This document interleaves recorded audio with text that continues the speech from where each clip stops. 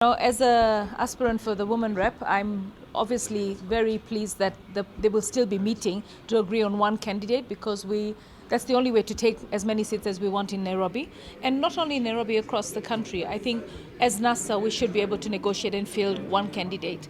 Otherwise, we'll be dividing our votes, and we don't want to do that. And for me, as woman rep, I will represent not just all the citizens of or supporters of NASA, but as a woman rep, I will support all women.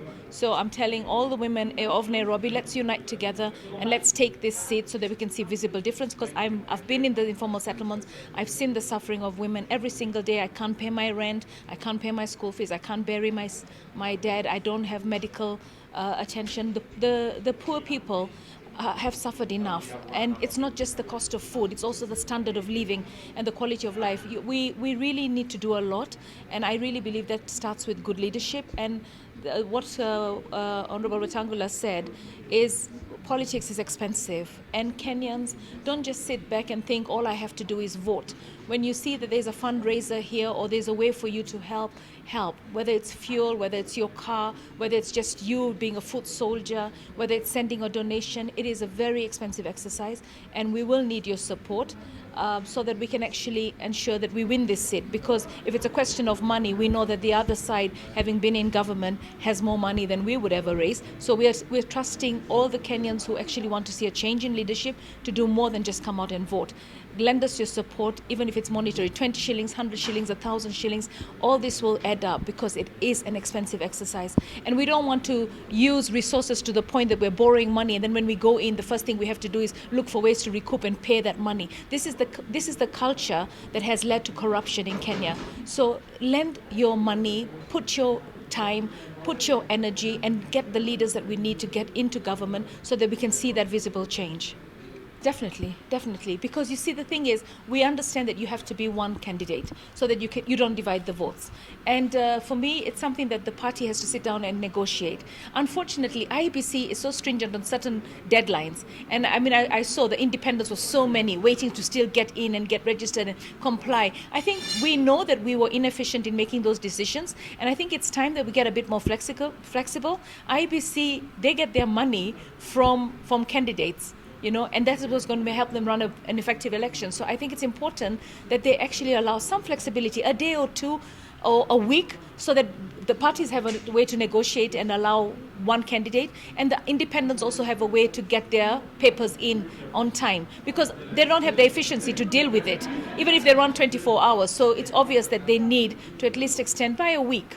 I don't think we'll be asking too much, because after all, you're employed for the citizens. It's a citizen's right to have the leaders that they choose. So don't block anyone. Try and extend it, work 24 hours, and let's try and get all the candidates that want to run in, and let the parties have the time to also field in one candidate. That negotiation is still there. And then, of course, it's worrying if they're not going to finally listen to what the parties say. Because let's say tomorrow all the parties will submit the list, and then after negotiations the parties will agree that one candidate is going. IEBC will have to actually recognize that and remove the candidates that are there. So the cleanup exercise for IEBC, not just of the voter registration, but also of the parties or the individuals that are going to be running, is important.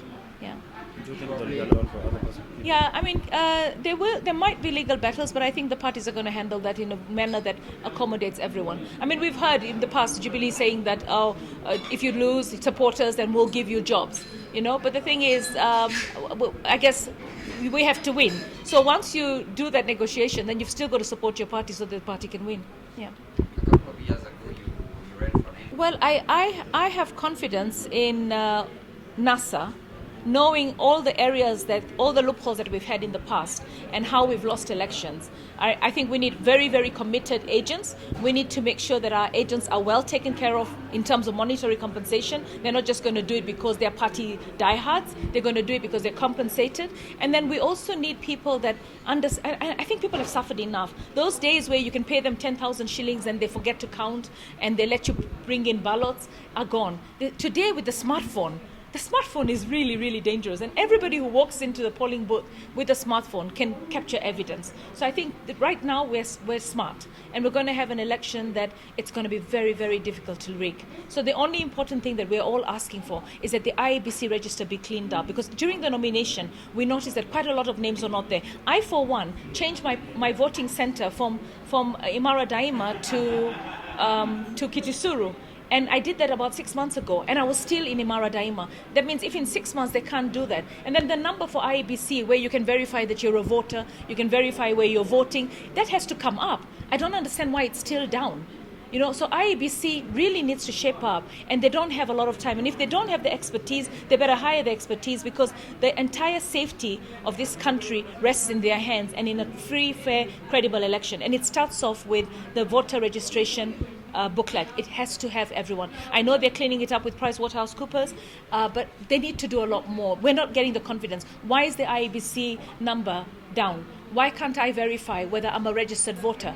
What is the remedy if I'm a registered voter and I'm not in there, if right now, 3 months to the election, you're still not up and going? So IEBC has a moral obligation to get its electronic system up and running. At the beginning, I was trying to form my own political party, and of course it had setbacks, and obviously it was the government that made it very impossible for me to not register Harambee Democratic Party. I wanted a party that unifies everyone, and when I decided to join ODM, it's because I was in ODM before, and it made a lot of sense to go back home, because ODM was one of the principal parties in the NASA coalition. So I couldn't go into NASA and go through another party, because ODM were already my family from before. And I never parted with them in the wrong way. I parted with them because I decided I'm not running for any political seat, and let me go back and do business. And I was very happy that I was welcomed, and I feel very much at home. For me right now, NASA encompasses all of Kenya, all right? I mean, I am there. We saw recently, we had Mukindia, and we had... what was his name? Kyo Koigi Mweke coming in, and there are many, many others. Unfortunately, it is so difficult to support a political party in Kenya and not be victimized. And I know that there's going to be a lot of people from the Kikuyu and the Kalenjin community that are going to support NASA because they're suffering. Suffering is not because of one tribe or another. When you go to Kariokor market and you see the woman in a stall, she's Kikuyu, the Luya, the Luo, they're all together and they're all suffering the same things. So for me, I think the Kenyans have reached that point where they want to see change. And I believe that every 5 years we need to change government if they're not performing, if your life has not changed. And the majority of the people who vote, who are in the informal settlements, their lives have not changed. So I believe that NASA and Raila Odinga being the captain right now, being a social democrat, he understands that it's not just about highways and rail. It's about the people. They've got to have visible difference. They've got to have medical. They've got to have good schools. They've got to have good housing facilities. They've got to have water. And there's a lot of talk about a lot of things, but it's still not there. Can you imagine? Half the people in the slums do not even have access to clean drinking water. You get water brought in by bowsers that are probably not even hygienic. We've got to change the way we do things and impact on the people. And I believe that NASA's biggest challenge when in government is going to be to start from the bottom up, not from the top down.